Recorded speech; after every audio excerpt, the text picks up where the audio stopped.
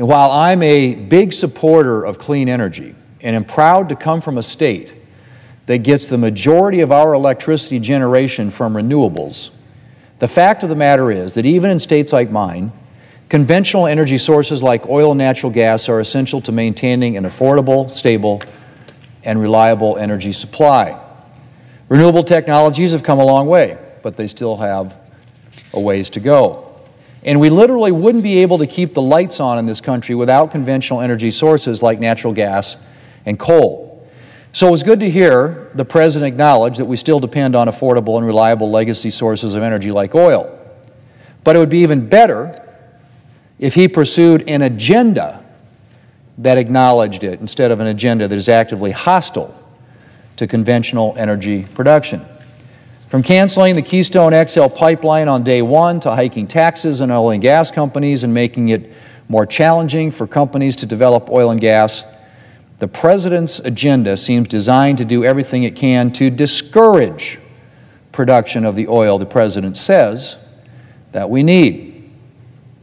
And then, Mr. President, there's ESG. The Biden administration has been attempting to use the long arm of regulation to implement ESG policies, environmental, social, and governance policies to advance its anti-conventional energy climate agenda. The President's ESG regulations are designed to choke off investment to the oil and gas industries and even to other essential industries like farming and ranching due to their natural methane emissions. Take, for example, the Securities and Exchange Commission's proposed climate disclosure rule. This regulation would require publicly traded companies to disclose information not only about their own greenhouse gas emissions, but also in many cases about those of their suppliers and even their customers. It would also require companies to determine the effects of climate-related risks on each line item of their consolidated financial statements. Now, there are multiple problems with this rule.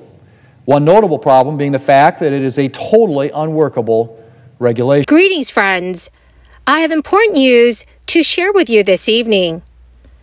The federal government has reached a deal, and stimulus details have also been finalized. If your state sent you an extra stimulus check last year, you may have to file a tax return. This includes residents of Georgia, South Carolina, Virginia, and many more states.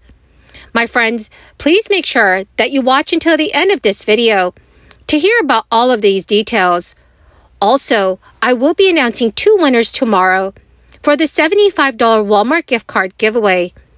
If you'd like to enter the weekly giveaways, friends, all you have to do is subscribe to my channel, click and like several of my videos, and then do comment below the keyword of each video that you watch. My friends, the more videos that you comment on, the greater your chances of winning the weekly giveaways. Now, friends, inflation has been hurting millions of consumers since 2021. And while things are looking a little better than they did in mid-2022, January's inflation report contained some less than stellar surprises. In January, the Consumer Price Index, which measures changes in the cost of consumer goods and services, rose 0.5% from December. That is a pretty big jump for a single month. It also explains why so many consumers are still racking up debt on their credit cards and struggling financially. Now, the news of an uptick in inflation is one that nobody wants to hear at this point, but this could lead to a shift and another round of stimulus aid for the American people. It is easy to see why consumers might associate high levels of inflation with additional stimulus aid. When living costs are very high, millions of Americans are apt to struggle. And stimulus checks greatly help Americans better cope with inflation as it continues to increase. According to experts, stimulus checks have not been used as a means of targeting inflation. Rather, stimulus checks have generally come into play during periods of high unemployment, and consumer spending has declined. The national jobless rate recently reached a 54-year low, and the economy added more than 500,000 jobs in January. Some say that these factors actually help explain why inflation was very high last month. Because so many people were gainfully employed, they had money to spend, and that drove the cost of goods and services way up. For inflation levels to drop, consumer spending needs to decline. But in time, inflation should start to ease, especially as the Federal Reserve moves forward with additional rate hikes, which is likely a thing for 2023.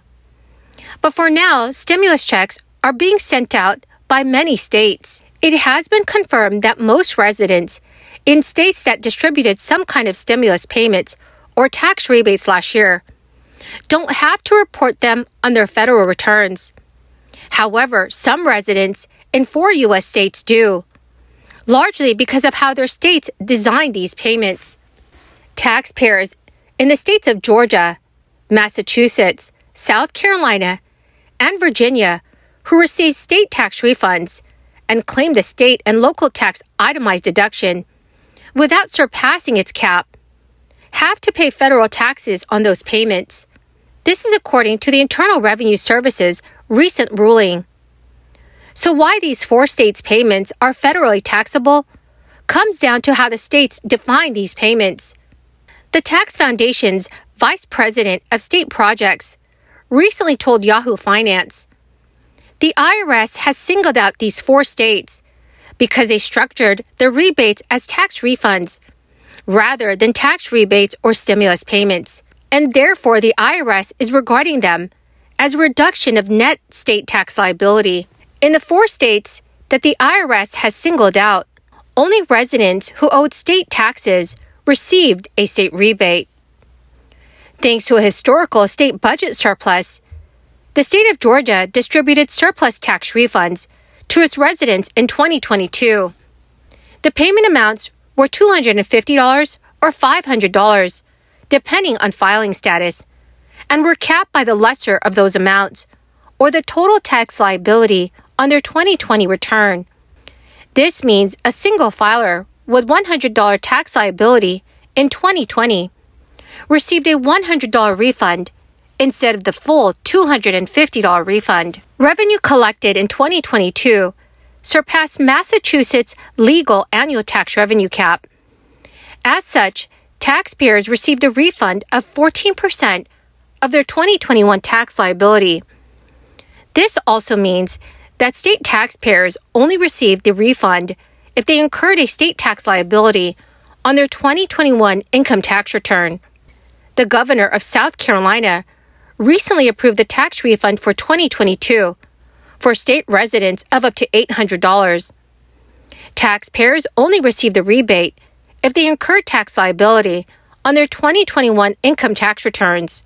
Any eligible resident of the state of Virginia also received one-time tax rebates of up to $250 for single filers and then $500 for joint filers as a payment to help families lower the cost of living in a high inflation era, and this is according to the state governor. Taxpayers only receive the rebate if they incurred a tax liability on their 2021 income tax return. Although the decision to tax these refunds is technically correct, many have questioned why the IRS insisted on the refund distinction, given their willingness to disregard rules in 17 other states. My marvelous and magnificent friends, that is the end of my daily stimulus update video for this Thursday evening. Thank you very, very much, friends, for being part of this community and for joining me here every day. To say thank you, my friends, and to show my appreciation, I'll be announcing 2 winners tomorrow for the Walmart gift card giveaway. If you would like to enter the weekly giveaways, friends, all you have to do is click and like several of my videos, and then do comment below the keyword of each video that you watch. My friends, the more videos that you watch and then comment on, the greater your chances of winning the weekly giveaways. Thank you, friends, and have a wonderful and very blessed Thursday.